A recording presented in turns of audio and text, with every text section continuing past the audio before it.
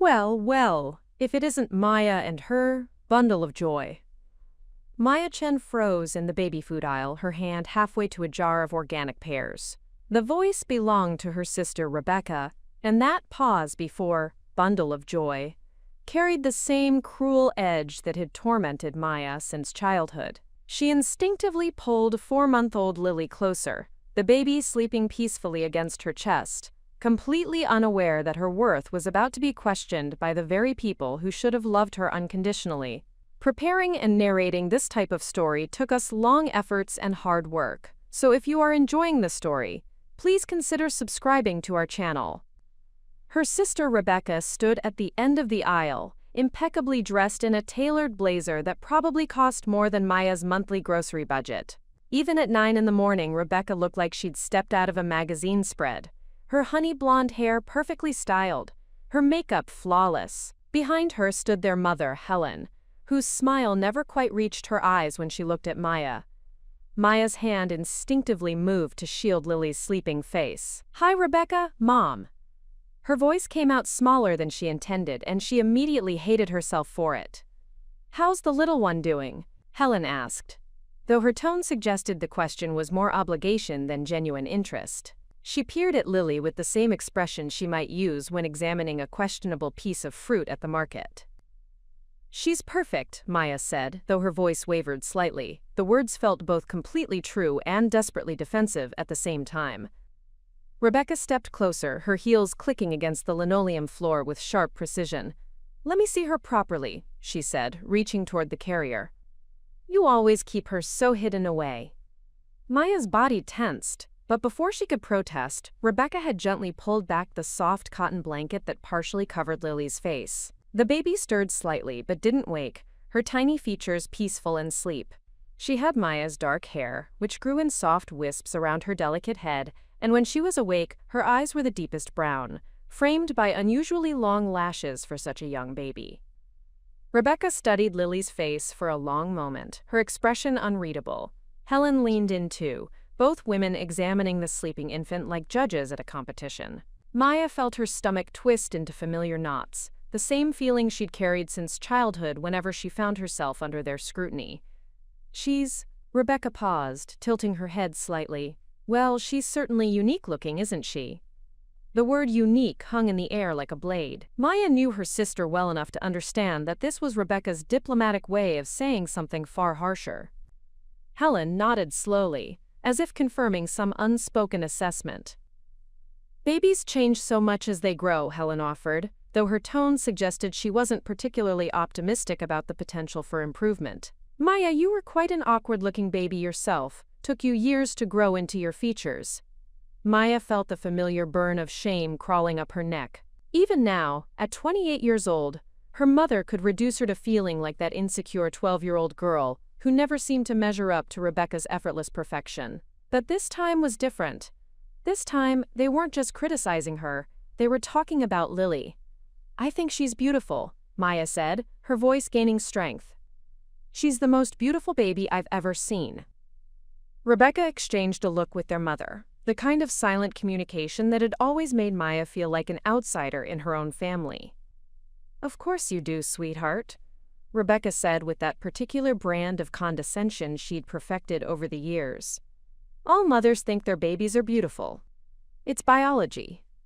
"But honestly, Maya," Helen added, lowering her voice as if sharing a confidential concern, "you might want to be realistic about her prospects. Some babies are naturally photogenic, and others—" She trailed off, gesturing vaguely at Lily.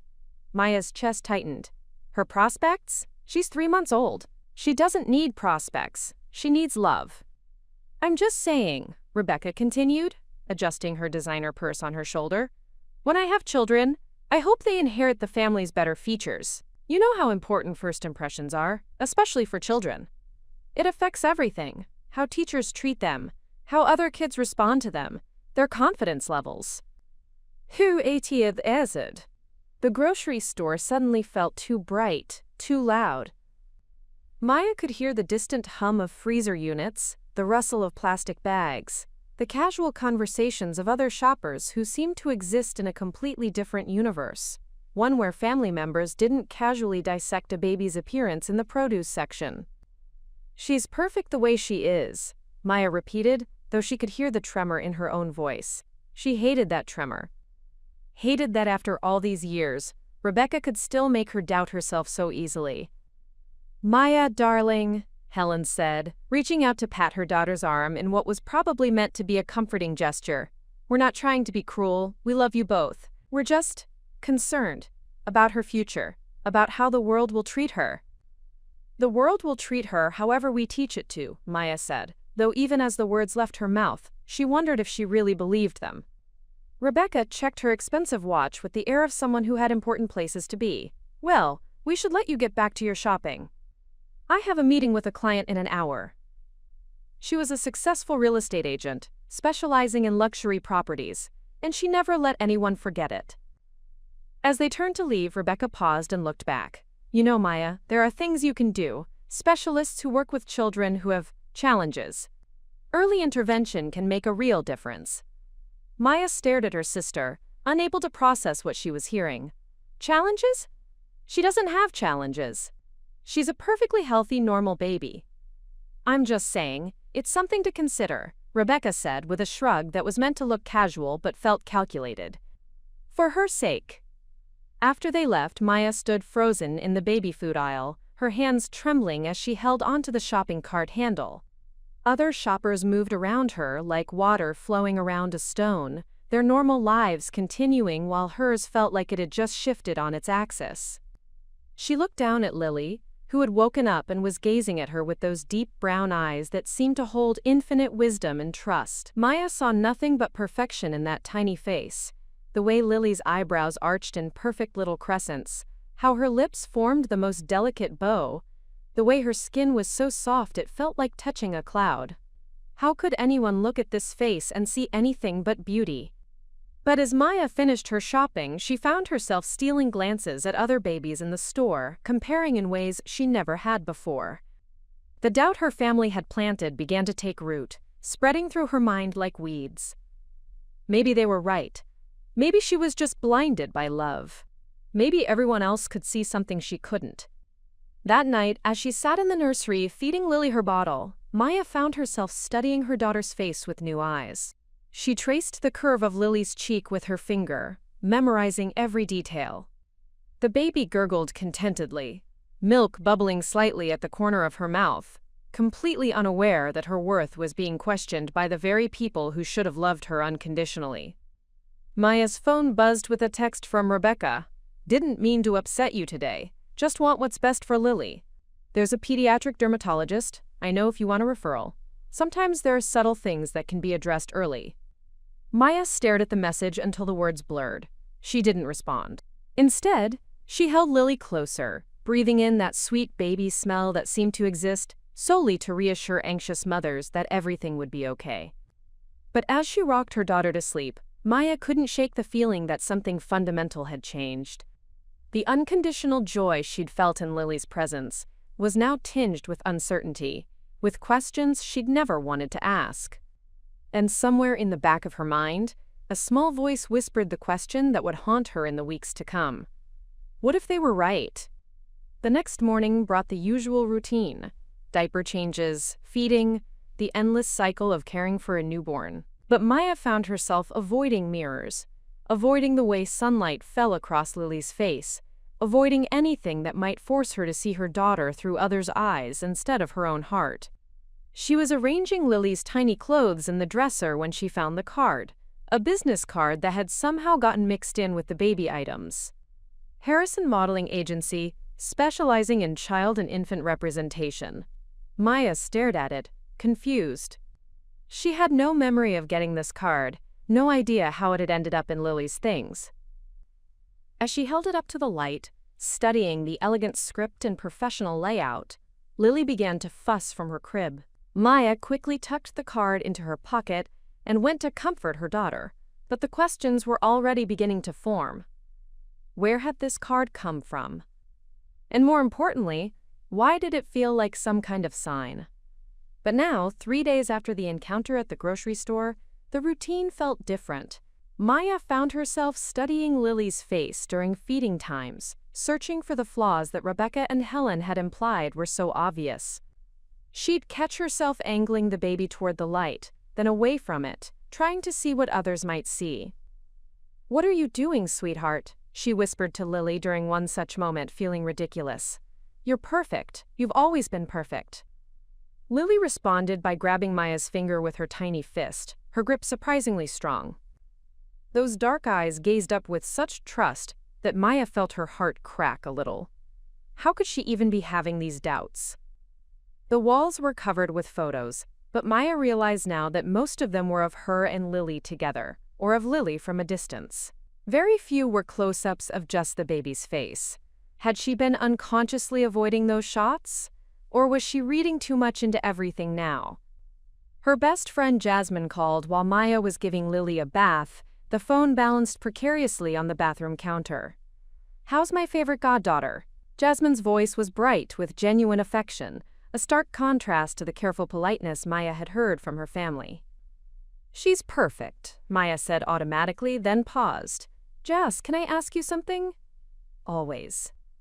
Maya lifted Lily from the small bathtub, wrapping her in a hooded towel decorated with smiling whales. "When you look at Lily, what do you see?" "I see the most beautiful baby in the world, obviously. Why, what kind of question is that?" "I mean, really look at her. Be honest. Is there anything unusual about her appearance?" There was a pause on the other end of the line. "Maya, what's going on? Did someone say something to you?" Maya found herself telling Jasmine about the grocery store encounter, about Rebecca's comments and Helen's suggestions. As she spoke, she realized how much the words had been festering inside her, growing larger and more poisonous with each passing day. "Are you kidding me?" Jasmine's voice rose with indignation. "Your sister said that about a 3-month-old baby? About your baby?" "She didn't say anything directly insulting," Maya said, carrying Lily to the changing table. "She just implied things." "Maya, listen to me. I've known you since college. I've seen you doubt yourself about everything, from your career choices to your hair color. But I have never, not once, seen you doubt your instincts about what really matters.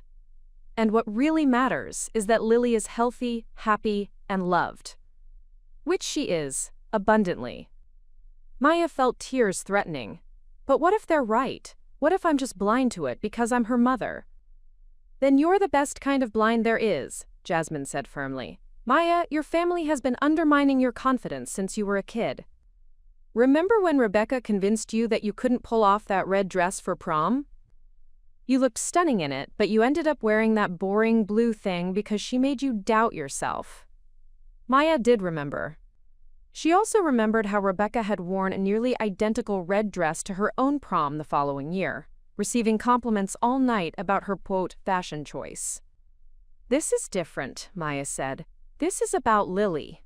"Exactly. This is about Lily. And Lily is beautiful because she's yours, because she's loved, because she's perfect exactly as she is. Don't let them take that away from you." After the call ended, Maya sat in the rocking chair with Lily, both of them wrapped in the soft throw blanket Maya's grandmother had crocheted years ago. The evening light filtered through the sheer curtains, casting everything in a golden glow that made even the modest apartment feel magical. Now, holding Lily close, Maya realized that her daughter was already being subjected to the same impossible standards, the same casual cruelty that had shaped Maya's entire sense of self-worth. The thought made her stomach twist with protective fury. She looked down at Lily, who was fighting sleep, her tiny fists rubbing at her eyes in the way that always made Maya smile. "I won't let them do to you what they did to me," she whispered. "I promise."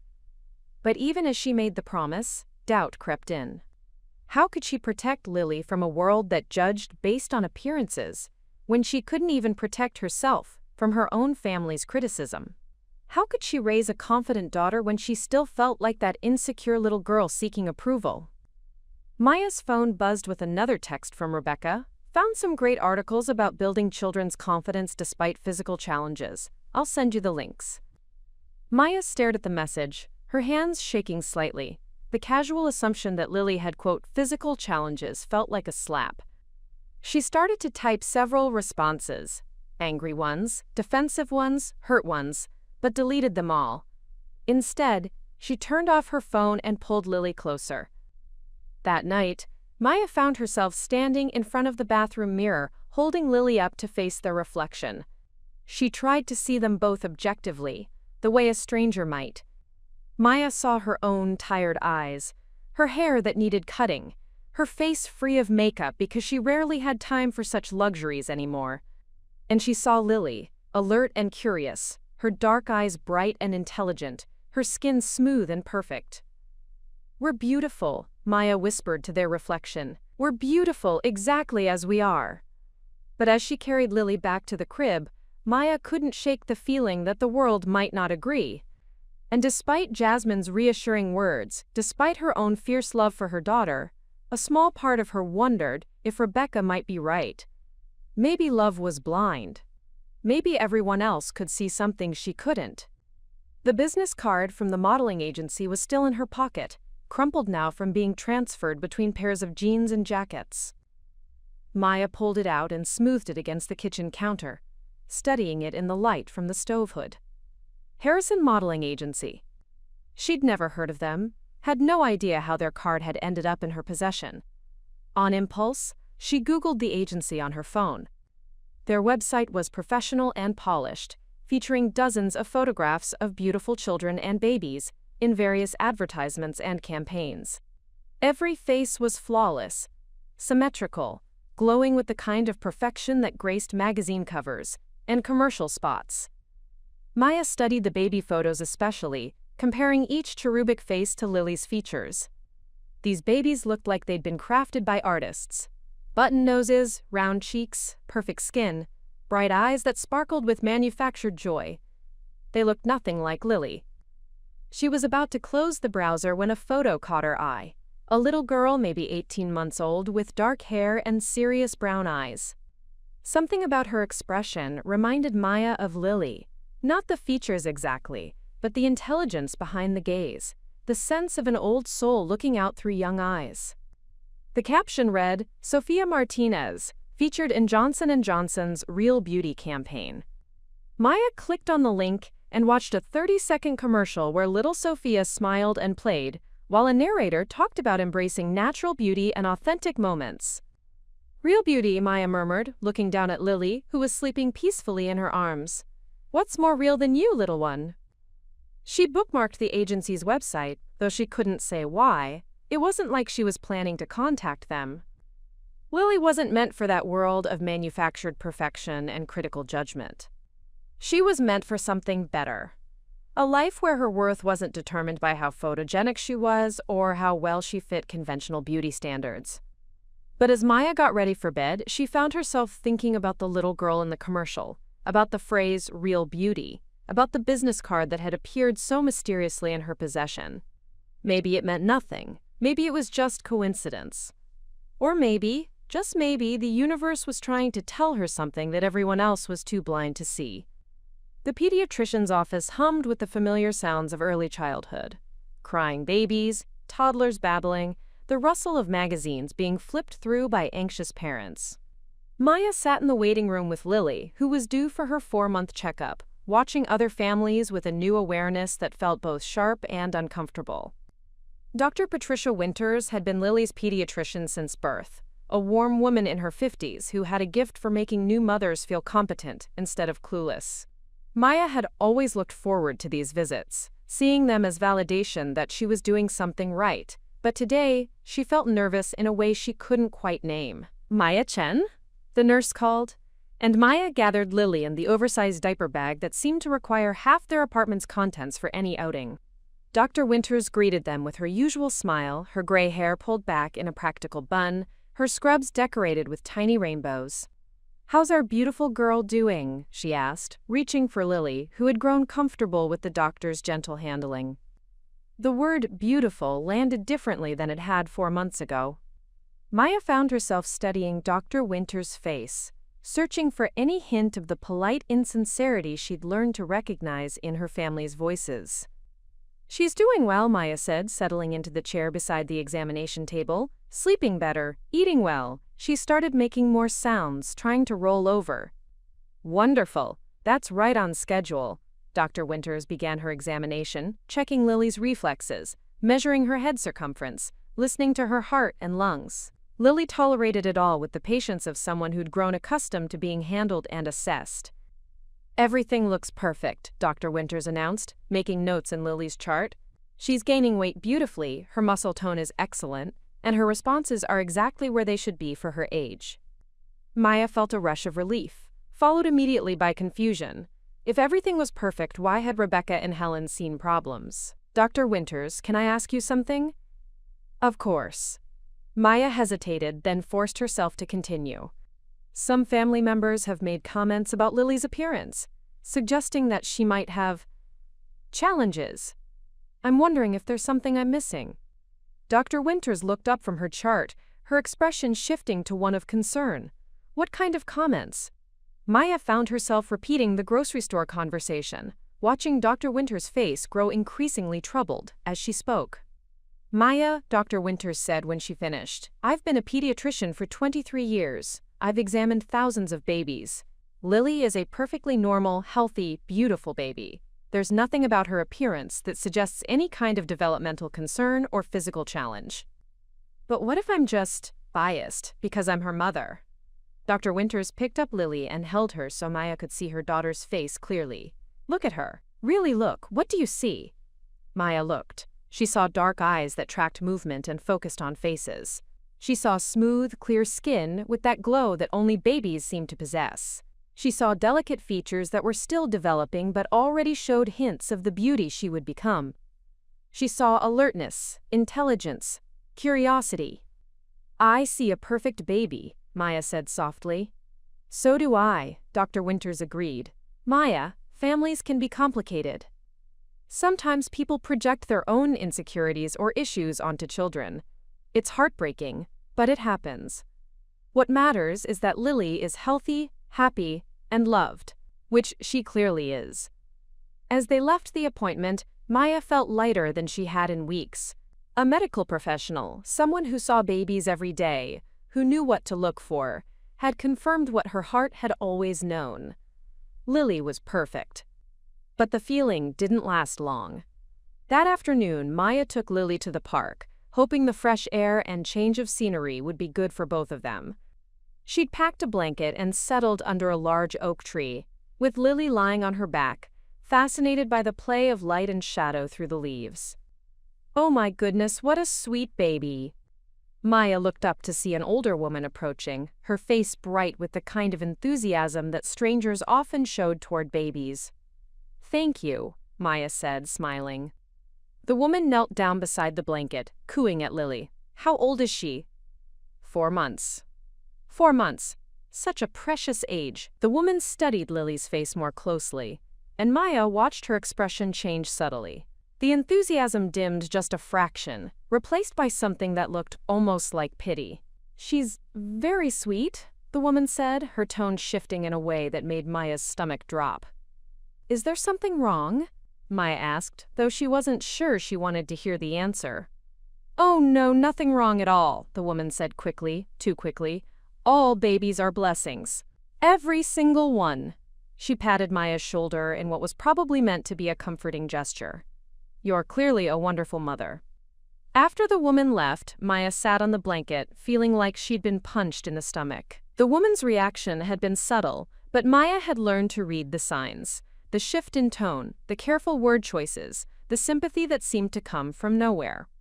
Maybe Rebecca was right. Maybe everyone could see something that Maya was blind to. That evening, Maya called her mother, hoping for reassurance but knowing she probably wouldn't get it. Maya, dear, how are you? Helen's voice was pleasant but distracted, as if she was multitasking during the call. I'm fine. I took Lily to the pediatrician today. Dr. Winters says she's perfectly healthy and developing normally. Well, of course she's healthy. We never said she wasn't healthy, darling. Maya felt the familiar frustration building. You implied that she had challenges. Physical challenges. I think you're being a bit sensitive, Maya. We were just expressing concern for her future. for how she'll navigate a world that can be difficult for children who don't fit conventional beauty standards. She's 4 months old, Mom. She doesn't need to navigate anything except learning to roll over. I know it's hard to hear, sweetheart, but it's better to be realistic now than to be blindsided later. Rebecca was just looking out for you both. Maya ended the call feeling worse than before. Even when she tried to defend Lily, her own mother made her feel like she was being naive or oversensitive. The next day brought another encounter that shook Maya's fragile confidence. She was at the grocery store, a different one this time, hoping to avoid running into family, when she passed a young mother with a baby who looked to be about Lily's age. The other baby was fair-haired and rosy-cheeked, with the kind of cherubic features that people automatically cooed over. "Oh my goodness, what a beautiful baby!" the cashier exclaimed when the mother reached the checkout. "She could be in commercials!" Maya listened to the exchange, watching how the mother glowed with pride, how other customers smiled and made admiring comments. When it was Maya's turn, the same cashier glanced at Lily and offered a polite smile but no commentary beyond paper or plastic. The contrast was stark and painful. Maya had never noticed it before, but now she couldn't unsee it. Other babies seemed to inspire automatic praise, while Lily was met with polite acknowledgement at best. That night, Maya found herself researching pediatric modeling agencies online, not because she wanted to pursue anything, but because she needed to understand the standards that everyone else seemed to be applying to her daughter. This story required extensive research and careful storytelling. If you're finding value in Maya's journey, please take a moment to like this video and subscribe to our channel for more inspiring stories. She studied the faces of child models, looking for patterns, trying to understand what made some babies commercial beautiful while others were just regular. The babies on modeling websites all shared certain characteristics: button noses, perfectly round cheeks, bright eyes with long lashes, symmetrical features. They looked like living dolls, created to embody everyone's idea of infant perfection. Lily didn't look like them. She was beautiful in a different way, more subtle, more interesting, with features that suggested intelligence and depth rather than simple prettiness. But maybe that wasn't what the world wanted to see in babies. Maybe the world wanted its infants to be uncomplicated objects of adoration, not complex little humans with their own emerging personalities. Maya closed the laptop and went to check on Lily, who was sleeping peacefully in her crib. In the dim light from the hallway, her daughter looked ethereal, like something painted by a Renaissance master rather than photographed for a diaper commercial. "You're perfect," Maya whispered, but the words felt like a prayer now rather than a statement of fact. A prayer that the world would see what she saw, that Lily would grow up knowing her own worth regardless of how others judged her appearance. But as Maya returned to her own bed, she couldn't shake the growing certainty that she was fighting a battle she might not be able to win. Every interaction seemed to confirm what Rebecca had said, what Helen had implied, what that stranger in the park had suggested with her careful words and pitying smile. Maybe love really was blind. And maybe that blindness, however beautiful, wasn't enough to protect Lily from a world that had already begun to judge her before she could even hold up her own head. The business card from Harrison Modeling Agency was still tucked in Maya's wallet, behind Lily's insurance card, and a photo from the hospital the day she was born. Maya pulled it out and stared at it, wondering again how it had come into her possession, wondering if it was meant to be some kind of cosmic joke. As she drifted off to sleep, Maya made a decision that surprised her. Tomorrow, she would call the agency. Not because she thought Lily needed to prove her beauty to anyone, but because she needed to know, once and for all, whether her perception of her daughter was shared by professionals whose job it was to recognize commercial appeal. If they confirmed what everyone else seemed to be seeing, then Maya would know she needed to prepare Lily for a world that might never appreciate her unique beauty. But if they saw what Maya saw, well, then maybe the world was wrong about a lot of things. Maya stared at her phone for 20 minutes before finally dialing the number on the crumpled business card. Her hands were shaking, and she'd already hung up twice before the first ring. Lily was napping in her bouncer, peaceful and unaware that her mother was about to put her worth up for professional judgment. Harrison Modeling Agency, this is Jennifer speaking. The voice was warm and professional, not at all what Maya had expected from a modeling agency. She'd imagined someone cold and calculating, someone who would assess children like livestock at auction. "Hi, I'm not sure why I'm calling exactly," Maya began, then stopped. "How did you explain that you needed strangers to tell you whether your baby was beautiful?" "Are you interested in representation for your child?" Jennifer asked gently. "I don't know, maybe. I have a 4-month-old daughter and Maya trailed off again. "Would you like to schedule a consultation? We meet with families all the time just to discuss the industry and see if it might be a good fit. There's no obligation." Maya found herself agreeing to an appointment for the following Tuesday. As she hung up, she wondered what she'd gotten herself into. The weekend passed in a blur of second-guessing. Maya called Jasmine 3 times, changed her mind about the appointment twice, and spent more time than she cared to admit looking at modeling websites, trying to prepare herself for professional rejection. "You're being ridiculous," Jasmine said during their Sunday phone call. "Whether or not some modeling agency thinks Lily is commercially viable has nothing to do with whether she's beautiful." "I know that," Maya said, though she wasn't sure she believed it anymore. "I just need to know if I'm crazy, if everyone else is seeing something I'm not." The only thing everyone else is seeing is their own narrow definition of beauty. Remember when you were convinced you were too tall to be attractive because Rebecca kept calling you Amazon? Then you went to college and suddenly guys were lining up to ask you out. Maya did remember, though it felt like a lifetime ago. Before she'd learned to doubt herself so completely, before she'd internalized every criticism and learned to see herself through others' eyes instead of her own. Tuesday morning arrived gray and drizzly, matching Maya's mood perfectly. She'd dressed Lily in a simple white onesie and soft yellow cardigan.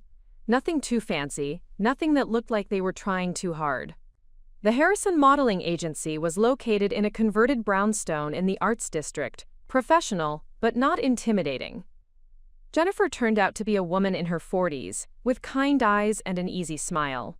Her office was decorated with headshots of children, but they weren't the impossibly perfect faces Maya had expected. These kids looked real, diverse, interesting, rather than just beautiful. "So tell me about Lily," Jennifer said, gesturing for Maya to sit in one of the comfortable chairs across from her desk.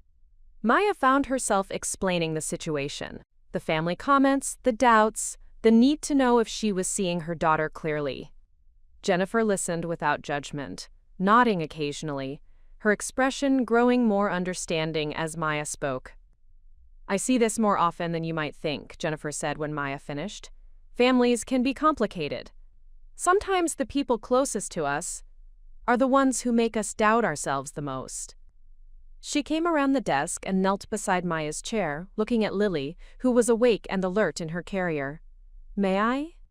Maya nodded, and Jennifer gently lifted Lily, holding her at eye level and studying her face with professional attention. But unlike the clinical assessment Maya had feared, Jennifer's examination felt warm, appreciative. "She's stunning," Jennifer said after a long moment, and Maya's heart skipped. "Absolutely stunning." "Really?" Maya's voice came out as barely a whisper. "Really. Look at these eyes. They're incredible. And her bone structure is going to be remarkable as she grows. She has such an intelligent, soulful face."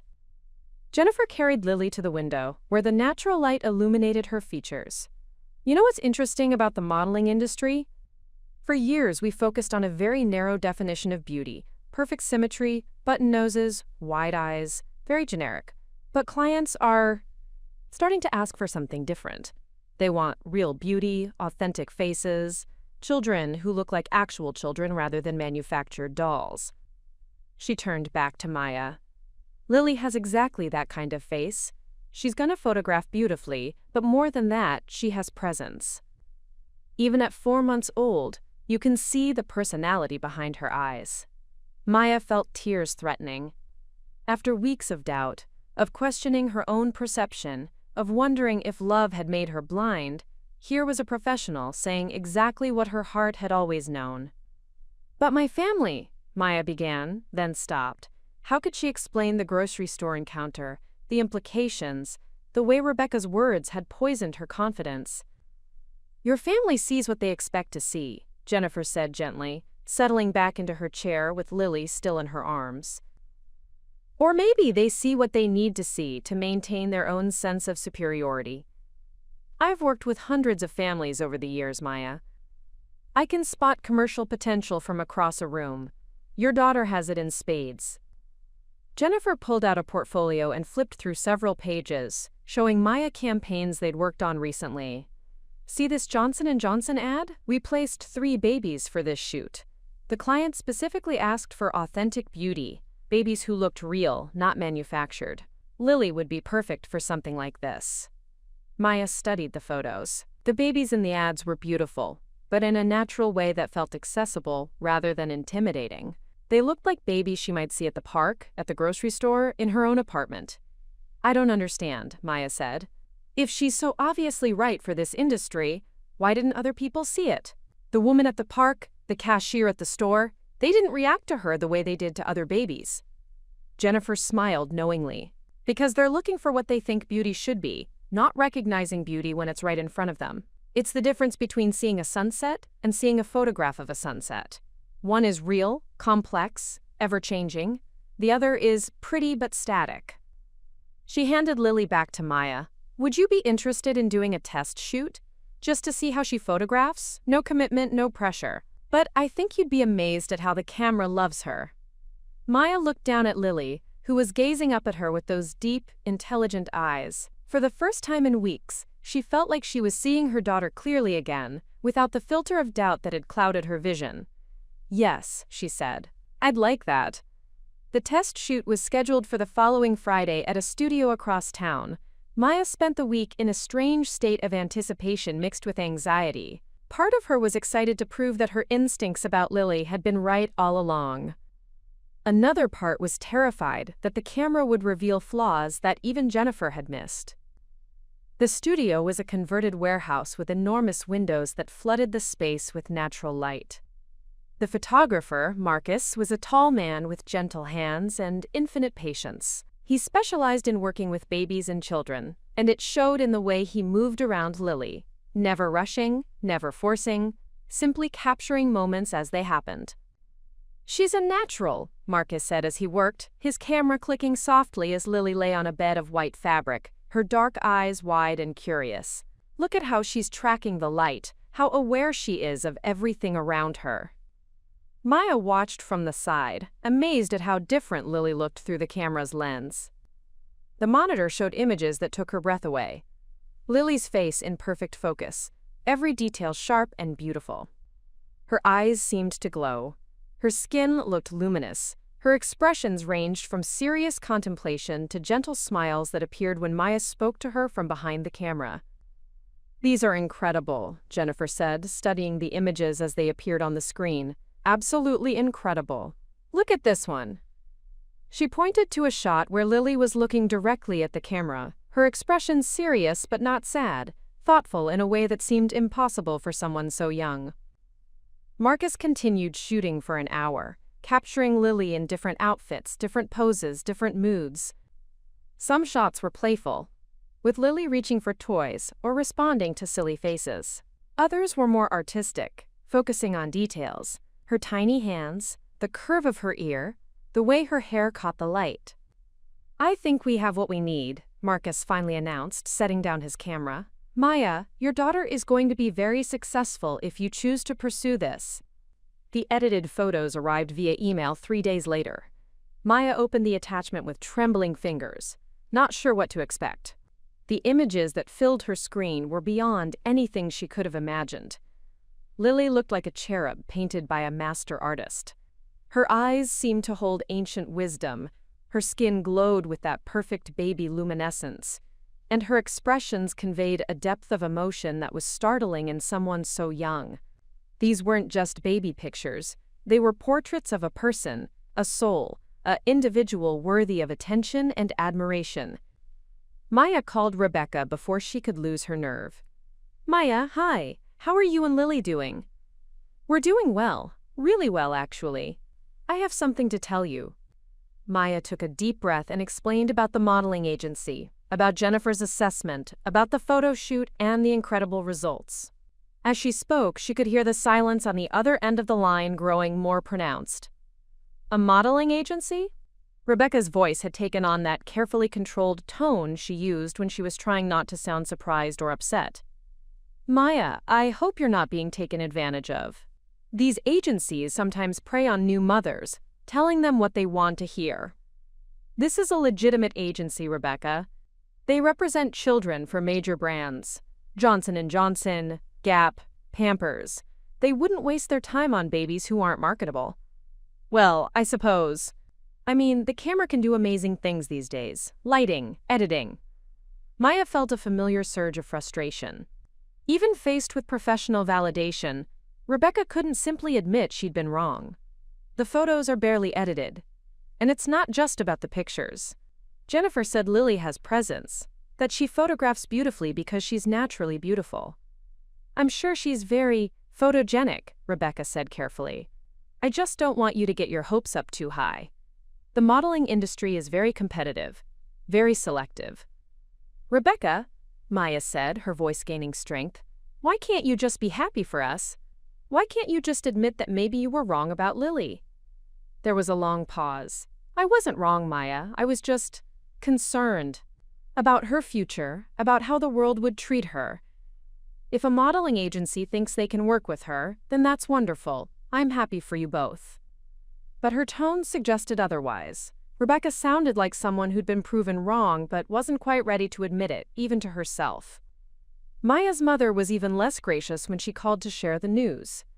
Modeling? Helen's voice rose with what sounded like alarm. Maya, are you sure this is appropriate? Lily is just a baby. Shouldn't she be having a normal childhood instead of being paraded around for photographs? Mom, she's 4 months old. It's not like she's going to be working 12-hour days.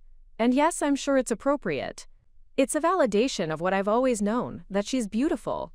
Well, if you think it's best, Helen said, though her tone suggested she thought it was anything but. I just hope you're not doing this to prove some kind of point. What kind of point would I be trying to prove? I don't know, darling. Maybe that we were wrong about things. Maya realized then that her family's reaction had nothing to do with Lily and everything to do with their own inability to admit they'd been wrong. They'd invested too much in their narrative of Lily as somehow lacking to easily abandon it now. But Maya no longer cared what they thought. She had professional validation, she had beautiful photographs, and, most importantly, she had reclaimed her own certainty about her daughter's worth. That evening, as she rocked Lily to sleep, Maya studied her daughter's face in the soft lamplight. She saw the same beauty she'd always seen, but now she also saw it reflected in Marcus's photographs, confirmed by Jennifer's professional opinion, validated by an industry that made its living recognizing commercial appeal. They were wrong about you, she whispered to Lily. They were wrong, and I was right, and I should have trusted myself from the beginning. Lily's eyes fluttered closed, her breathing settling into the deep rhythm of sleep. Maya continued rocking, thinking about the photo shoot, about Jennifer's words, about the way the camera had captured something essential about Lily that everyone else had somehow missed. The business card that had started this whole journey was still in Maya's wallet, but now she understood why it had appeared in her life. It hadn't been a coincidence or a cosmic joke. It had been an opportunity, a chance to reclaim her confidence, to validate her instincts, to prove that a mother's love doesn't make her blind, but rather helps her see most clearly. Jennifer had called that afternoon with news of a potential booking, a local children's clothing brand looking for babies for their spring catalog. Nothing major, but a start, a beginning that would help pay for some of Lily's expenses while validating what Maya had always known. You're gonna be amazing. 3 months after the photo shoot, Maya's life had taken on a rhythm she never could have imagined. Lily, now 7 months old and sitting up on her own, had booked her first major campaign, a national ad for an organic baby food company that specifically sought real babies with authentic appeal. The irony wasn't lost on Maya that authenticity had become a marketable commodity, but she was grateful for a world that was finally recognizing beauty in its many forms. The transformation hadn't been just professional. Maya felt different, more confident, more certain of her instincts, more willing to trust her own perceptions over others' opinions. The change was subtle but profound, affecting everything from how she dressed, to how she carried herself, to how she responded to her family's continued skepticism. "I still think you're pushing her too hard," Rebecca said during their monthly coffee date, watching Lily play with a set of colorful blocks on the cafe floor. "She's not even walking yet, and she's already working." Maya looked at her daughter, who was babbling happily as she stacked blocks with the focused concentration of an engineer. "She's not working, Rebecca. She's playing while photographers take pictures. She loves the attention, the new faces, the change of scenery." It was true. Lily had proven to be a natural in front of the camera, responding to photographers and crew members with curiosity rather than fear. She seemed to enjoy the controlled chaos of photo shoots, the lights and movement and gentle direction from adults who were paid to make her comfortable. "Still," Rebecca persisted, "don't you worry about what this is teaching her, that her value comes from her appearance?" Maya set down her coffee cup with deliberate care. "Rebecca, do you hear yourself? You spent months telling me that Lily wasn't attractive enough for this world. Now that she's succeeding in an industry based entirely on appearance, you're worried I'm teaching her that appearance matters?" Rebecca had the grace to look uncomfortable. "I never said she wasn't attractive. I said she was unique. You implied she had challenges. You suggested I take her to specialists. You acted like there was something wrong with her that needed to be fixed." The conversation was drawing attention from other cafe patrons, but Maya didn't care.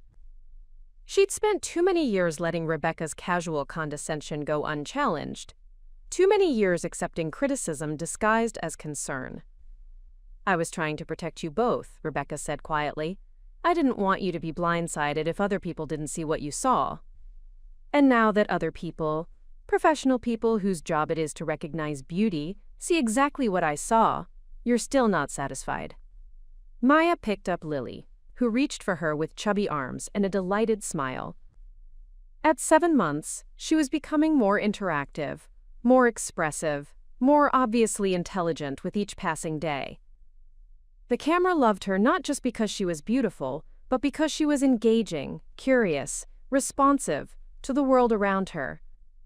"I'm proud of her," Maya continued, her voice gentler now. "I'm proud that she's successful, but I'm more proud that I trusted my instincts about her. I'm proud that I didn't let doubt make me see her differently." Rebecca nodded slowly, and for a moment, Maya thought she saw something like understanding in her sister's eyes. "Maybe I was wrong," Rebecca said. "Maybe I let my own issues color how I saw her." It wasn't a full apology, but it was more than Maya had expected. Progress, even if incomplete. The real change came 6 months later, when Lily was walking and babbling in a way that sounded almost like conversation. Maya had been selected to speak at a conference for new mothers, sharing her experience of learning to trust maternal instincts in the face of outside criticism. "The world will try to tell you how to see your child," Maya said to the audience of 50 women, Lily playing quietly at her feet with a toy microphone. "Family members, strangers, even well-meaning friends will project their own fears and limitations onto your baby. But no one knows your child the way you do. No one sees them the way you see them." She looked down at Lily, who had pulled herself up using Maya's chair and was now clapping her hands at the attention from the audience. "My daughter was criticized before she could even hold up her head. People who claimed to love us questioned her beauty, her potential, her worth. They made me doubt myself, doubt my perceptions, doubt the evidence of my own eyes." Maya picked up Lily, who immediately reached for the microphone with the confidence of someone who'd spent her first year of life being photographed. "But here's what I learned. A mother's love doesn't make her blind. It makes her see more clearly than anyone else. When I looked at my daughter, I saw intelligence, beauty, potential. When others looked at her, they saw their own narrow definitions of what children should look like." The audience was quiet, attentive. Many of the women were nodding, recognizing their own struggles in Maya's words. The modeling industry validated what I already knew, but that validation wasn't what made her beautiful. She was beautiful all along. What changed was my willingness to trust myself, to believe in my own perceptions instead of accepting others' limitations. After the talk, women approached Maya with their own stories. Children who'd been criticized by relatives, babies who didn't fit conventional beauty standards, mothers who'd learned to doubt their own instincts in the face of outside pressure. "Thank you," said one woman, holding a baby boy with bright red hair and freckles. "My mother-in-law keeps saying he'll be teased for his coloring, but I think he's gorgeous." "He is gorgeous," Maya said, looking at the baby's alert green eyes and infectious smile. "Don't let anyone convince you otherwise." These conversations continued for months after the conference, as Maya found herself becoming an informal counselor for mothers dealing with similar struggles. She started a blog called Seeing Clearly, sharing her experiences and encouraging other parents to trust their instincts about their children's worth. The blog grew quickly, attracting readers who shared their own stories of overcoming family criticism, societal pressure, and self-doubt. Maya realized she'd stumbled into something larger than her own experience, a community of parents who were learning to see their children clearly, without the filter of others' expectations. Lily, meanwhile, continued her modeling career with the easy confidence of someone who'd never been taught to doubt her own appeal. By her second birthday, she'd appeared in campaigns for major brands, been featured in parenting magazines, and developed a following among photographers who specifically requested to work with her. But more importantly, she was growing up with an unshakable sense of her own worth. She smiled at herself in mirrors, posed naturally for cameras, and interacted with strangers with the confidence of someone who expected to be welcomed wherever she went. "She knows she's beautiful," Jasmine observed during one of her visits, watching Lily show off for the camera as Maya took photos for her blog. Not in a conceited way, but in a secure way. Like it's just a fact about herself, like having brown eyes or being tall. Maya nodded, watching her daughter through the camera lens. That's the gift I wanted to give her. Not success or fame or validation from others, but certainty about her own worth. The relationship with her family had evolved too. Rebecca still struggled with admitting she'd been wrong, but she'd stopped making disparaging comments about Lily's appearance. Helen had actually bragged to her book club about Lily's modeling success, though she still prefaced such conversations with comments about how surprised she was by the turn of events. Maya had learned to set boundaries, to limit the power her family had over her emotional state. She still loved them, still included them in Lily's life, but she no longer sought their approval or validation. She'd found those things within herself. The most meaningful change came when Rebecca had her own daughter, Emma, when Lily was 2.5. Emma was a beautiful baby by any conventional standard: blonde hair, blue eyes, perfect features that drew automatic compliments from strangers. But Maya watched her sister struggle with new mother anxiety, second-guessing every decision, seeking constant reassurance about Emma's development, her feeding schedule, her sleep patterns. "You're overthinking it," Maya said gently during one of Rebecca's panicked phone calls about Emma's eating habits. "Trust yourself. You know her better than anyone else." "But what if I'm wrong? What if I'm missing something important?" Maya recognized the fear in her sister's voice, the same fear that had consumed her during Lily's early months, magnified by family criticism and self-doubt. "You're not wrong," Maya said. "You're her mother. Your instincts about her are better than anyone else's opinions." It was the first time Maya had been the one offering reassurance instead of seeking it, the first time she'd been the sister with confidence instead of doubt. The role reversal was strange, but empowering. As Lily approached her 3rd birthday, Maya looked back on their journey with a mixture of gratitude and amazement. What had started as a crisis of confidence had become a foundation of strength. What had felt like the worst kind of family betrayal had ultimately led to the most important kind of self-discovery. Lily was still modeling, still booking jobs, still drawing compliments from photographers and casting directors. But Maya cared less about the professional success than about the little girl who danced in front of mirrors, who expected people to smile when they saw her, who moved through the world with the confidence of someone who'd never been taught to doubt her own worth.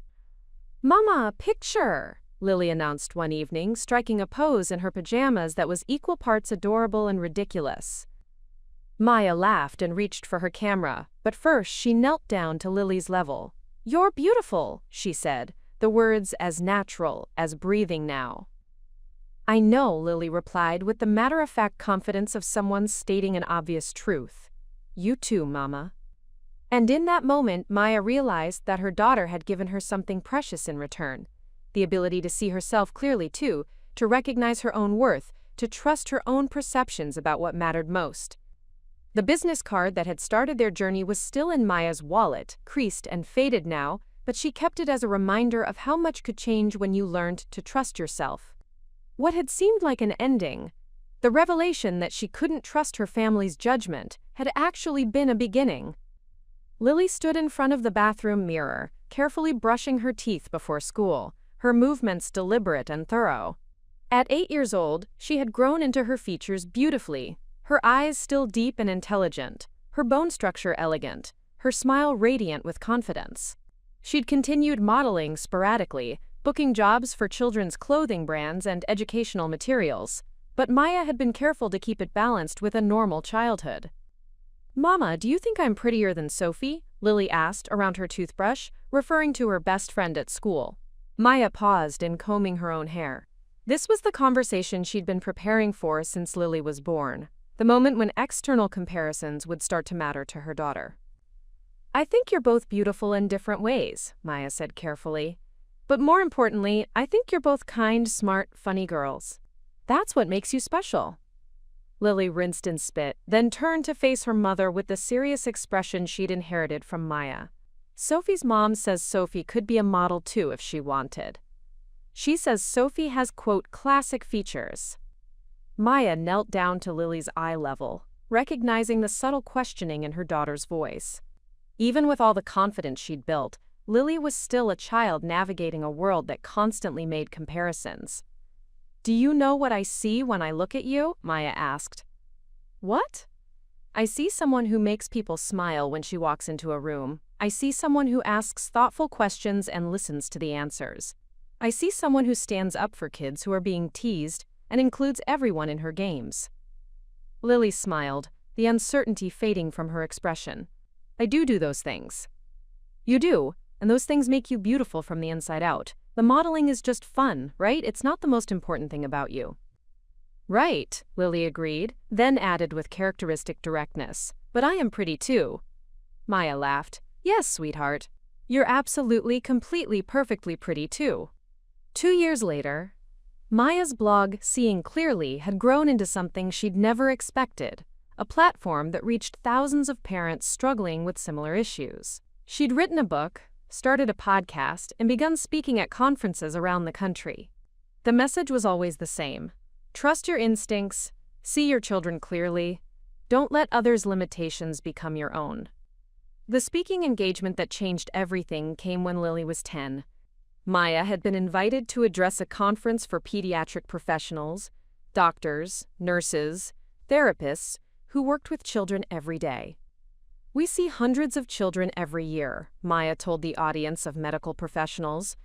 "We develop expertise in recognizing problems, identifying issues that need intervention.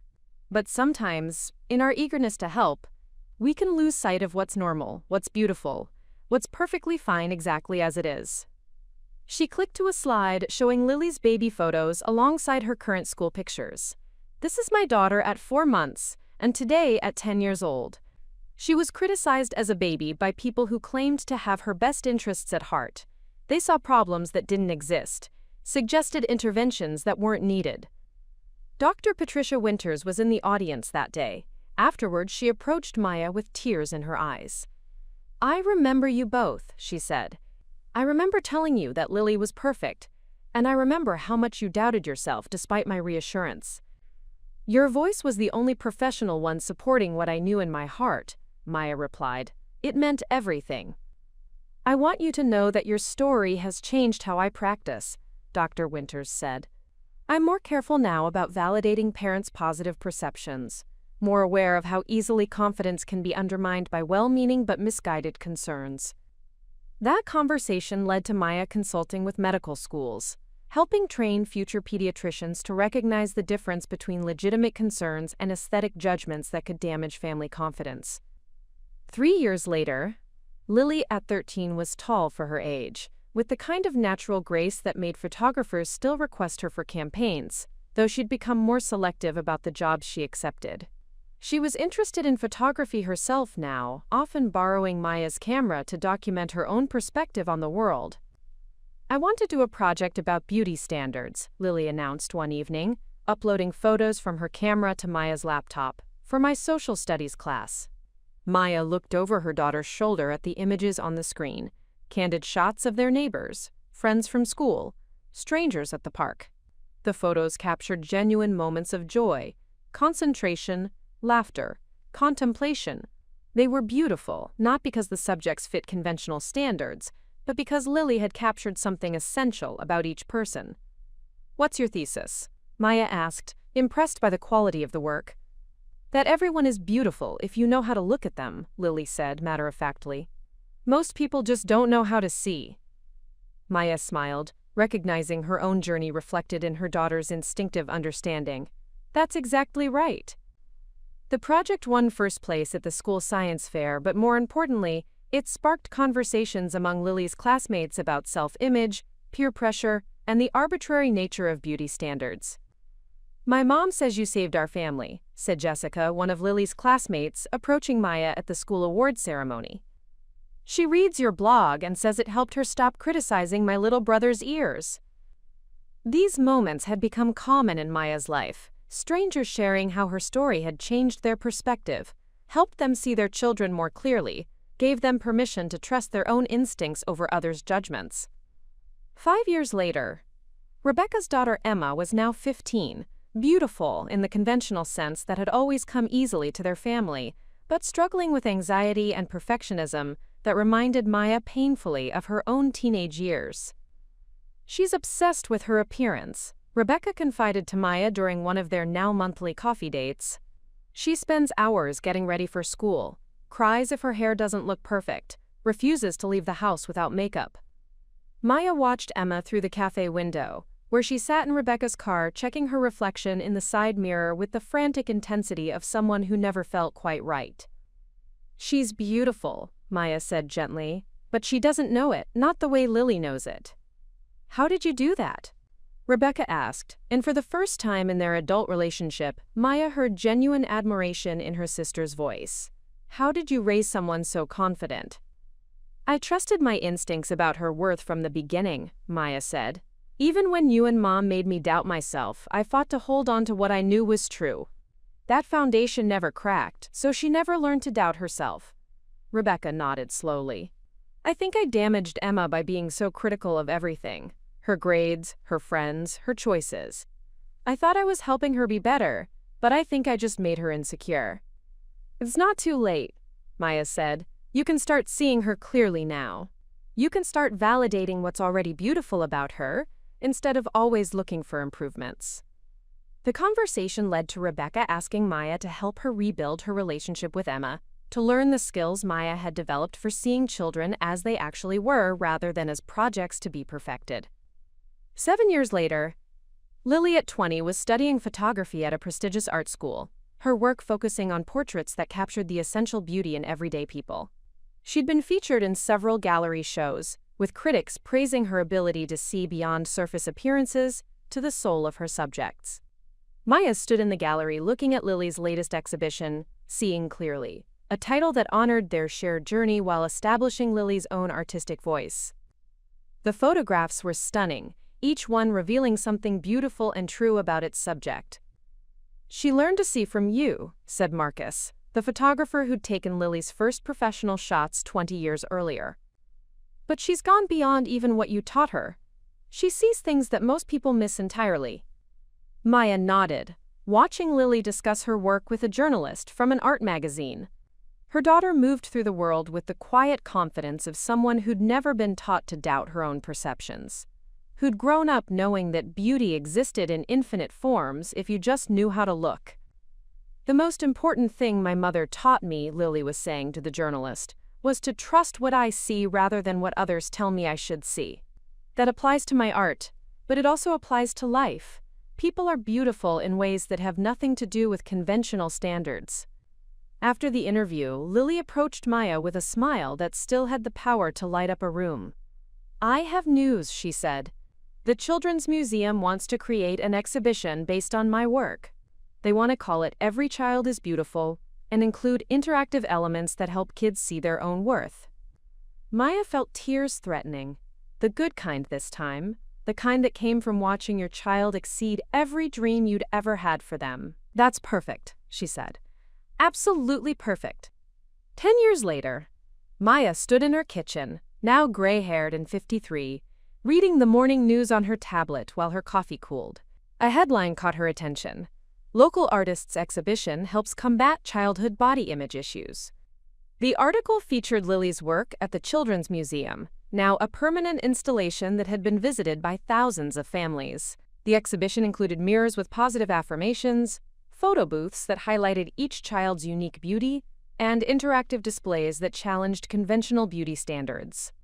"The exhibition has been transformative for our visitors," the museum director was quoted as saying. "Children leave understanding that beauty isn't one thing. It's everything.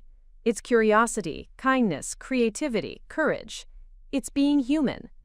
Maya smiled, remembering the terrified young mother she'd been 30 years ago, wondering if everyone else could see something about her baby that she was missing. If only she could have known then that the opposite was true. She was seeing something that everyone else was missing. Her phone buzzed with a text from Lily. "Guess what? I'm pregnant. Can't wait for you to meet your grandchild." Maya set down her coffee cup with trembling hands, overwhelmed by the magnitude of the moment. Lily would be the kind of mother Maya had learned to become, confident, trusting her instincts, seeing her child clearly from the very first moment. And that child would grow up in a world where beauty was recognized in all its forms, where worth wasn't determined by meeting impossible standards, where a mother's love was trusted rather than questioned. The business card from Harrison Modeling Agency was still in Maya's wallet, faded and worn now, a talisman from a journey that had changed everything. Sometimes she would take it out and remember that terrified young mother who had dialed the number with shaking hands, desperate to know if she was seeing her daughter clearly. Now she knew the truth that had taken years to learn. She had been seeing clearly all along. Love didn't make her blind, it made her the only one who could see. 15 years later, Maya's granddaughter Rose was 5 years old, a precocious child with her grandmother's intensity and her mother's artistic eye. She had inherited the family's dark hair and eyes, but her features were her own, a unique combination that was already striking in a completely original way. "Grandma Maya," Rose said one afternoon as they walked through the park where Maya had once sat doubting herself, "why do some people think some kids are prettier than others?" Maya knelt down to Rose's level, seeing in her granddaughter's face the echo of every child she'd helped parents learn to see clearly. "Because they forgot how to look with their hearts instead of their expectations," Maya said. "But you know how to see clearly, don't you?" Rose nodded solemnly. "Everyone is beautiful if you look at them the right way." "That's exactly right, sweetheart, and don't ever let anyone convince you otherwise." As they continued their walk, Maya reflected on the ripple effects of that terrible day in the grocery store 32 years ago. What had felt like devastation had become the foundation for a life's work, a family legacy, a small revolution in how beauty was perceived and worth was determined. Lily's art continued to challenge conventional standards. Maya's book had become a classic among parenting resources. The Children's Museum exhibition had inspired similar installations around the country. Thousands of families had learned to see their children clearly, to trust their instincts, to resist the pressure to find fault where none existed. But the most important victory was the smallest one, a little girl named Rose, who would never doubt her own beauty, who would see others clearly because she'd been seen clearly herself, who would pass that gift to her own children someday. The cycle of doubt and criticism that had plagued Maya's family for generations had been broken. In its place was something better, a legacy of clear sight, trusted instincts, and the revolutionary understanding that every child is beautiful if you just know how to look. Maya's phone buzzed with a message from a stranger. "I heard your interview on the radio today. My mother-in-law has been critical of my baby's appearance, and I was starting to doubt myself. Your story reminded me to trust what I see. Thank you for helping me see my daughter clearly." Maya smiled and typed back, "Trust yourself. You see her more clearly than anyone else ever will." And somewhere across town, another mother looked at her baby with renewed confidence. Another child grew up knowing their worth. Another family learned the difference between love that sees clearly and criticism that clouds vision. The story that had begun with cruel words in a grocery store had become something beautiful, a testament to the power of trusting your heart, seeing clearly, and never letting others' limitations become your own. As Maya tucked Rose into bed that night, her granddaughter asked sleepily, "Will you tell me the story about when Mama was a baby model?" "Of course," Maya said, settling into the familiar rhythm of a story she'd told countless times. Once upon a time, there was a beautiful baby named Lily, and everyone could see how special she was except the people who were supposed to love her most. But this time, the story had a new ending, not with recognition or validation or professional success, but with Rose herself, living proof that beauty recognized and nurtured in one generation blooms exponentially in the next. And they all lived beautifully ever after, Maya concluded, watching Rose's eyes flutter closed with the satisfied smile of a child who knew she was loved exactly as she was. 20 years later, the auditorium was packed with parents, educators, and child development specialists who'd come to hear Maya speak at the International Conference on Child Self-Esteem. At 68, Maya had become a recognized authority on helping families see their children clearly, her work spanning 4 decades and touching millions of lives. "The story I'm about to tell you," Maya began, looking out at the sea of faces, "started with the cruelest words a new mother could hear, but it became the foundation for everything I've learned about love, perception, and the courage to trust your own heart." She clicked to the first slide, a photo of herself at 28, exhausted and uncertain, holding a 4-month-old Lily in a grocery store parking lot. The image had been recreated for her book cover, but this was the original, taken by Jasmine, who had insisted on documenting Maya's lowest moment. "This is me learning that the people who claim to love us can sometimes see us least clearly," Maya continued. "This is the moment I discovered that a mother's instincts aren't just emotional responses. They're sophisticated assessments based on thousands of hours of observation, interaction, and intuitive understanding." The audience was quiet, attentive. Many of them were taking notes, but Maya could see that some were simply listening, with the intensity of people recognizing their own stories and hers. 37 years later, that baby is now a renowned artist whose work has helped change how we see beauty in children. Her daughter, my granddaughter Rose, is pursuing a PhD in child psychology, specifically studying how parental perception affects lifelong self-worth. And her great-grandmother Helen, who questioned a baby's beauty at 4 months old, now volunteers at Rose's research lab, helping other grandparents learn to see their grandchildren more clearly. Maya clicked to a recent photo of 4 generations of women: herself, Lily now 41 and radiant with confidence, Rose at 25 with her grandmother's intensity and her mother's artistic sensibility, and Helen at 92, her once critical eyes now soft with understanding. "Transformation is always possible," Maya said. "Even Helen learned to see differently." It took decades, but watching Rose grow up with unshakable confidence finally taught her what she'd missed with her own daughters and granddaughter. The presentation continued with case studies from Maya's work. Families who'd learned to resist comparing their children to arbitrary standards, parents who'd found the courage to trust their positive perceptions over others' negative assessments, children who'd grown up knowing their worth because someone saw them clearly from the beginning. "The modeling industry that validated my daughter's beauty was never the point," Maya explained. "The point was learning to trust what I saw, to believe in my own perceptions, to understand that love doesn't make us blind, it makes us see most accurately." During the question and answer session, a young father raised his hand. "My son has a birthmark on his face, and people constantly make comments about it. How do I help him develop confidence when the world keeps telling him he's different?" Maya smiled, recognizing the fear and protectiveness in his voice. "You help him by seeing him exactly as he is.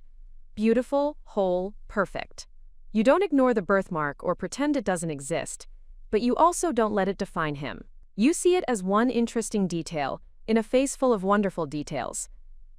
She clicked to a slide showing one of Lily's photographs, a portrait of a child with a prominent birthmark who was laughing with pure joy. "My daughter photographed this little boy for her Seeing Clearly series. Look at his eyes, his smile, the light in his expression. The birthmark isn't hidden or minimized. It's just part of his beautiful, unique face. The world will always have opinions about our children, Maya continued. Our job isn't to change the world's opinions. Our job is to see our children so clearly, love them so completely, that their sense of worth becomes unshakable. After the conference, Maya was approached by a young woman holding a baby who looked to be about Lily's age when this journey began. "Ms. Chen, I'm Sarah. This is my daughter Emma. She has Down syndrome, and my family keeps talking about her challenges and her limitations. They mean well, but they're not seeing her," Maya finished gently. "They're seeing their own fears and preconceptions." Sarah nodded, tears in her eyes. "I look at her and see perfection. I see intelligence in her eyes, joy in her smile, curiosity in everything she does. But everyone else talks about therapy and interventions and managing expectations." Maya looked at baby Emma, who was gazing at her with bright, alert eyes. "She's beautiful," Maya said simply. "Absolutely beautiful. And you're seeing her exactly right. How do I protect that? How do I make sure she grows up knowing what I see?" "The same way I did," Maya replied. "You trust your instincts. You validate your perceptions. You surround her with people who see her beauty, and you limit the influence of those who don't. You teach her that she's perfect exactly as she is, and you never waver in that truth." Sarah smiled through her tears. "Thank you. I needed to hear that from someone who understands." As Maya watched Sarah walk away, holding Emma with renewed confidence, she felt the familiar satisfaction that came from helping another parent learn to see clearly. This was why her story mattered. Not because Lily had become successful, but because their journey had shown other families that a parent's love-based perception was more accurate than the world's judgment-based assessments. 25 years later, Maya's memorial service was held in the same auditorium where she'd given her final speech just months before. At 73, she'd passed peacefully in her sleep, leaving behind a legacy that had fundamentally changed how thousands of families saw their children. Lily, now 46 and graying at the temples in a way that only enhanced her natural elegance, stood at the podium looking out at the crowd of people whose lives her mother had touched. "My mother's greatest gift wasn't teaching the world to see me clearly," Lily began, her voice steady despite her tears. "It was teaching me to see myself clearly. She gave me the unshakable knowledge that I was beautiful, worthy, and perfect exactly as I was. That foundation enabled everything else. My art, my confidence, my ability to help others see beauty where they might have missed it." She clicked to a slide, showing Maya at different stages of her life. The uncertain young mother, the confident speaker, the proud grandmother, the wise elder who had spent 4 decades helping families learn to trust their hearts over others' judgments. But her real legacy isn't in the books she wrote or the speeches she gave. It's in the generations of children who grew up knowing their worth because their parents learned to see them clearly. It's in the families who learned to trust their instincts instead of accepting others' limitations. Rose, now 30 with children of her own, joined her mother at the podium. "Grandma Maya always said that the story began with cruel words in a grocery store, but I think it began earlier, with her decision to trust what she saw in me despite everyone else's doubt. That decision changed everything, not just for our family but for thousands of others." The service continued with testimonials from people whose lives Maya had touched, parents who'd learned to see their children clearly, now adult children who'd grown up with unshakable confidence, researchers who'd built on her work, families who'd been transformed by her message. PAV. Dr. Patricia Winters, now retired but still sharp at 84, spoke about how Maya's experience had changed pediatric practice. "She taught us that our job isn't just to identify problems, it's to validate what's already beautiful and healthy. She showed us that sometimes the most important thing we can do is tell a parent, 'You're seeing your child exactly right.'" But perhaps the most moving tribute came from Rebecca, now 64, and finally comfortable acknowledging her past mistakes. "I was the sister who couldn't see," Rebecca said, her voice trembling. "I was so trapped in my own narrow definitions of worth that I nearly damaged the most beautiful relationship I knew, the one between Maya and Lily. Maya forgave me, but more than that, she taught me how to see clearly. She saved not just her own family, but mine too. Rebecca's daughter Emma, now 32, and a successful therapist specializing in family dynamics, nodded from the audience. She had become one of Maya's closest collaborators in later years, using their family's story to help other families heal from similar wounds. Maya Chen saw what others missed, Emma said during her own tribute. She saw beauty where others saw problems, potential where others saw limitations, truth where others saw wishful thinking. She taught us that a parent's love-based perception isn't bias. It's the most accurate form of sight we have. The service concluded with a slideshow of Maya's life, from that uncertain young mother to the confident elder who had helped reshape how society thought about children and beauty. But the final image wasn't of Maya at all. It was a recent photograph of Rose's 5-year-old son, Maya's great-grandson, laughing with pure joy as he painted a picture of his family. He had inherited the family's dark eyes and thoughtful expression, but his features were entirely his own. And in his confident smile, in the way he held himself, in the light in his eyes, you could see the legacy of a great-grandmother who had learned to see clearly and pass that gift down through the generations. "Subscribe to Life's Beautiful Moments," Lily said, using the closing words that had become Maya's signature, "where silence is never forgotten, where every child's beauty is recognized, and where love always sees most clearly." As the audience filed out, many stopping to share their own stories of transformation, the impact of Maya's journey was evident in every conversation. Her story had become more than personal triumph. It had become a movement, a shift in consciousness, a reminder that the most revolutionary act a parent can perform is simply seeing their child exactly as they are and trusting that perception above all others. The business card from Harrison Modeling Agency, framed now and displayed in Lily's studio, served as a reminder of how much could change when one person found the courage to trust their heart over others' judgments. What had begun as a moment of doubt had become a legacy of clarity, touching countless lives and changing how entire generations learned to see themselves and their children.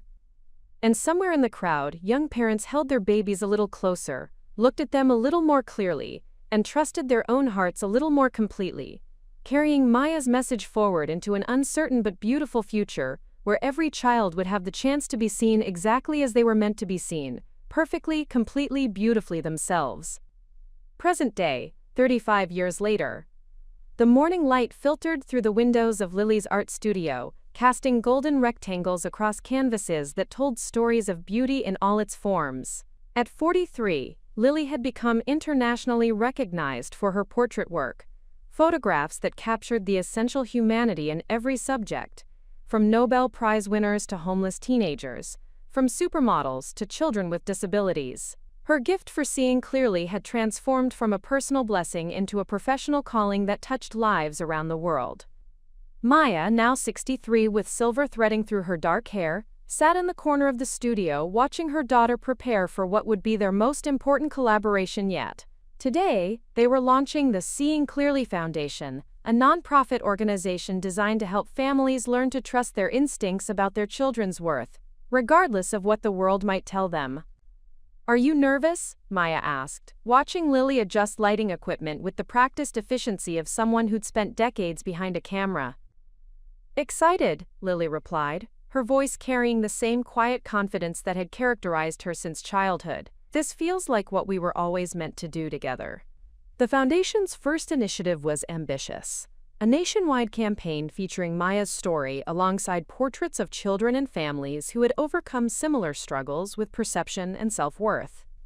Each photograph would be accompanied by the family's story of learning to see clearly, creating a tapestry of experiences that validated the universal truth Maya had discovered all those years ago, that love-based perception was more accurate than judgment-based assessment. The doorbell chimed, and Rose entered carrying her 18-month-old son, James. At 28, Rose had become a prominent child psychologist, specializing in helping families build resilience against societal pressures around appearance and ability. Her son, Maya's great-grandson, was a beautiful child with expressive eyes and an infectious laugh that seemed to fill whatever room he entered. "Perfect timing," Lily said, kneeling to James's level. "Ready to help Grandma Lily with her pictures?" James clapped his hands and babbled something that sounded like enthusiastic agreement. Even at 18 months, he moved through the world with the confidence of someone who had never been taught to doubt his own worth, the fourth generation now, to benefit from Maya's hard-won wisdom. As they set up for the family portrait that would anchor the foundation's launch, Maya reflected on the journey that had brought them here. The scared young mother who had doubted her own perceptions in a grocery store 35 years ago had become a grandmother whose certainty about children's inherent worth had influenced thousands of families. "Tell me the story again, Grandma Maya," Rose said as she positioned James on the soft blanket Lily had arranged for the shoot. It had become a family tradition, the retelling of that pivotal day that had changed everything. Well, Maya began, settling into the familiar rhythm of the story that had become her life's work. "It started with your mama being the most beautiful baby in the world, and some people who had forgotten how to see clearly." But as she told the story this time, Maya realized something had shifted. For years, she'd framed it as a tale of overcoming others' blindness, of fighting to maintain her own clear vision in the face of criticism. Now, she understood it differently. It wasn't really about others failing to see Lily's beauty. It was about Maya learning to trust herself completely, regardless of external validation. "The real story," Maya said, pausing in her familiar narrative, "isn't about whether Lily was beautiful or not. She was, obviously. The real story is about learning to trust what you know in your heart, even when the whole world seems to disagree." Lily looked up from adjusting her camera settings, meeting her mother's eyes with a smile that conveyed decades of understanding. "That's why this foundation matters," she said. "We're not trying to convince the world to see every child as beautiful, though they are. We're trying to help parents trust their own hearts about their children's worth." The photo session that followed captured something magical: 4 generations of women who had learned to see clearly, plus one little boy who would grow up never doubting his own value. Lily's camera clicked softly as she documented the natural interactions. Maya reading to James, Rose laughing at her son's antics, the quiet moments of connection that happened when people felt truly seen and accepted. "These are perfect," Lily murmured, reviewing the images on her camera's display. "They show exactly what we're trying to communicate, that clarity comes from love, not judgment." As they finished the shoot, Maya's phone buzzed with a text from an unexpected source: "Rebecca, now 59 and finally comfortable with vulnerability. Saw the news about your foundation launch," the message read. "I know I was part of the problem all those years ago. Is there any way I can be part of the solution now?" Maya showed the message to Lily and Rose, both of whom smiled with the particular warmth reserved for long-awaited redemptions. "What do you think?" Maya asked. "I think Aunt Rebecca has her own story of learning to see clearly," Lily replied, "and those stories matter too." They spent the afternoon planning the Foundation's first major event, a conference that would bring together families, educators, and professionals to share strategies for building children's resilience against societal pressures. The keynote speakers would include Maya telling her story, Lily discussing how clear-sighted parenting had influenced her art, and Rose presenting research on the long-term effects of parental perception on child development. But perhaps most importantly, they would feature families who were currently in the thick of their own struggles. Parents learning to trust their instincts about children who didn't fit conventional molds. Children growing up with the confidence that came from being truly seen. As evening approached, Maya found herself in the quiet corner of Lily's studio, where she kept her most treasured photographs, not the award-winning professional work, but the personal images that told the story of their family's journey. There was the photo from Lily's first modeling shoot, her tiny face serious and beautiful in the studio lights. Pictures from various campaigns over the years, showing Lily growing from a confident baby into a self-assured child, and eventually into the accomplished woman she'd become. But the photos that meant the most were the candid ones. Lily at 3, painting with fierce concentration. At 7, teaching a younger child to ride a bike. At 15, comforting a friend who'd been teased about her appearance. At 25, holding Rose for the first time with the same expression of protective love Maya remembered from her own early days of motherhood. Looking at the timeline, Lily asked, joining her mother in front of the photo wall. "Remembering," Maya replied. "Thinking about how different things could have been if I'd let doubt win. But you didn't, Lily said firmly. You fought for your own perceptions, and that fight made all the difference. The conversation was interrupted by Rose approaching with James, who had grown fussy as his nap time approached. He's beautiful when he's cranky too, Maya observed, taking her great-grandson in her arms.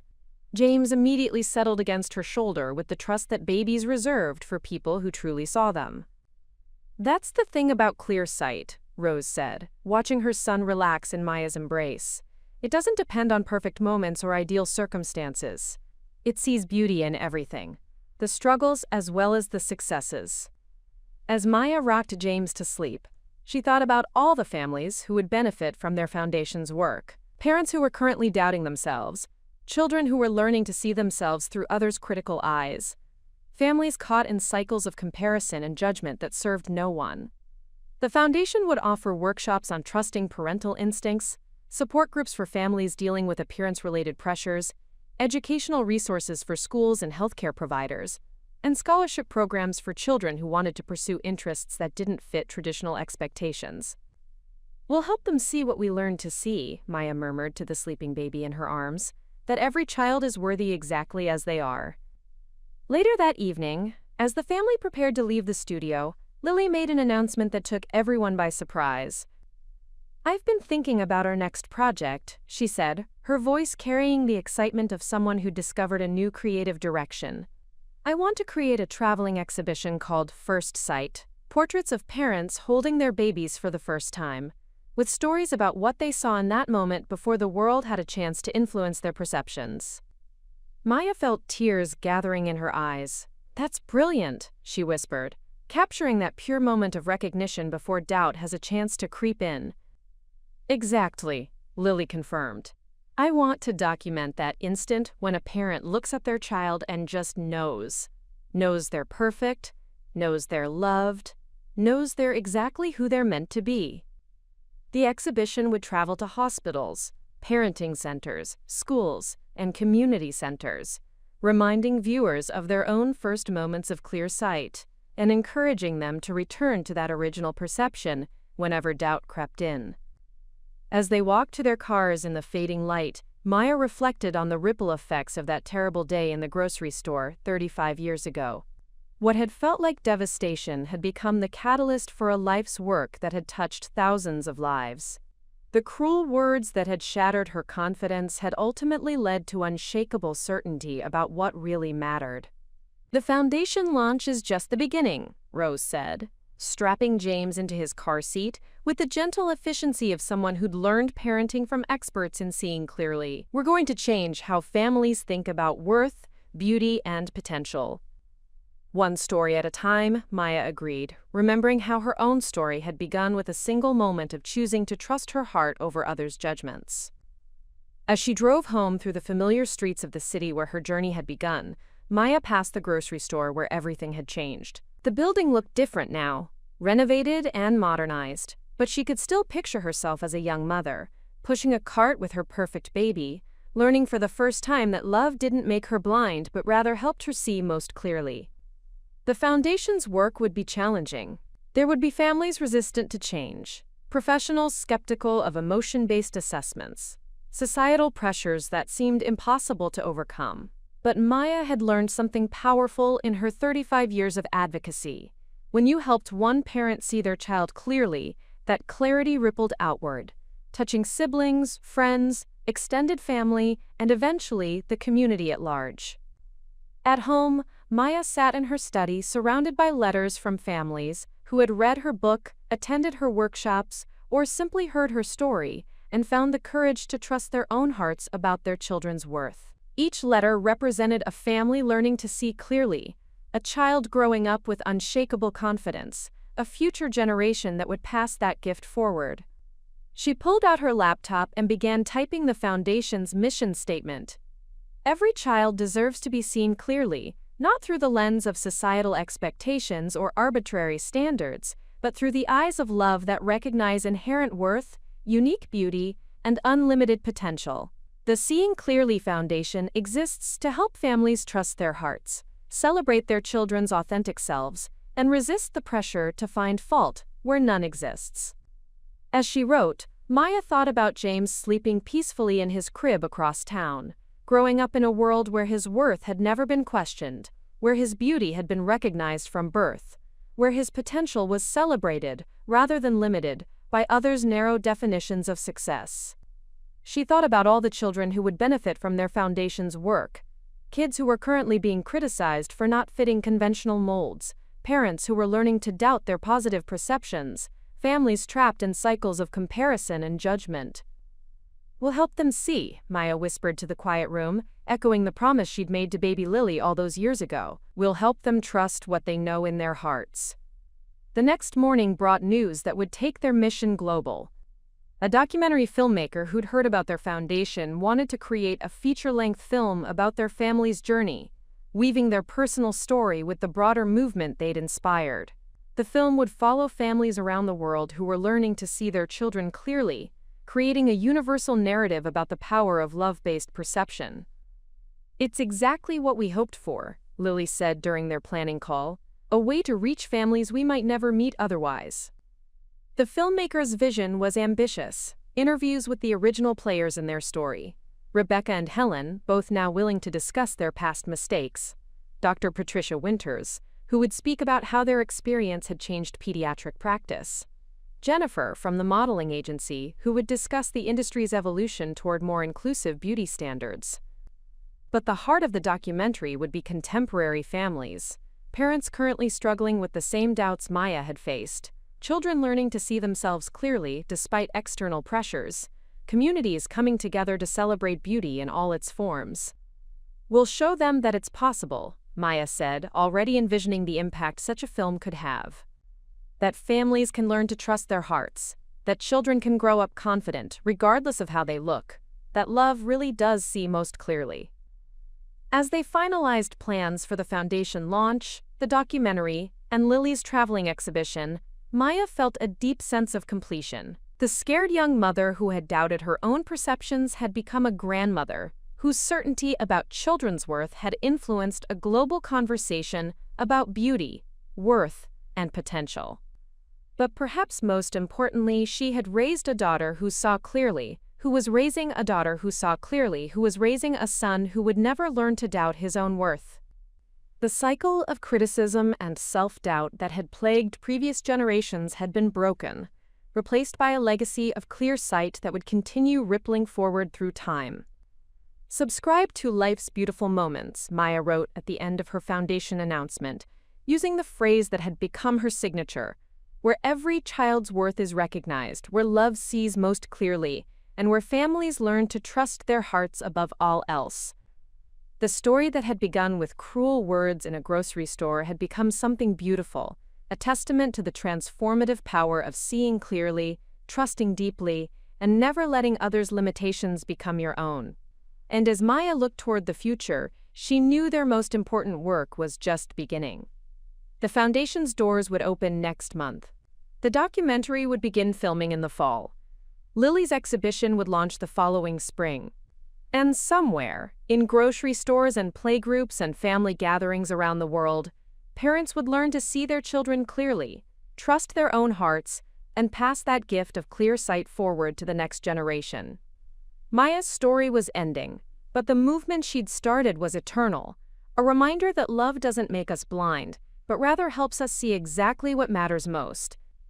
Preparing and narrating this type of story took us long efforts and hard work, so if you are enjoying this story, please consider subscribing to our channel.